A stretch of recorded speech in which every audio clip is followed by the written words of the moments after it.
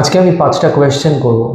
আপনারা যদি একটু ট্রাবল রিলেশন বা টক্সিক রিলেশনে আপনি আছেন হয়তো, বা রিলেশনশিপে যাওয়ার কথা ভাবছেন, এই কোয়েশ্চেনগুলো অবশ্যই করবেন।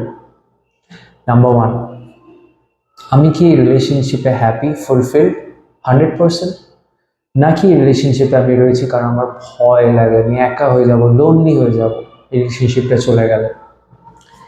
নাম্বার 2, আমি কি নিজে যেমন সেই সত্যি সত্যি মানুষটা হিসাবে বাঁচতে পারছি এই রিলেশনশিপে, নাকি আমি অন্য কেউ হয়ে একটা মুখোশ পরে রিলেশনশিপটাকে চালিয়ে যাচ্ছি।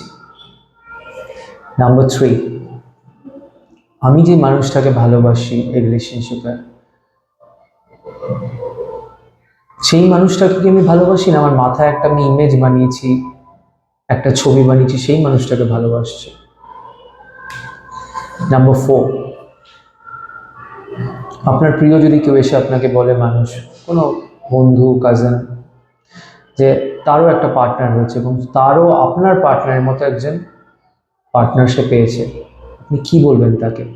আগে এগিয়ে যেতে নাকি পিছিয়ে আসতে? আপনার কি মনে হয়, সে কি খুশি জীবন পাবে একটা?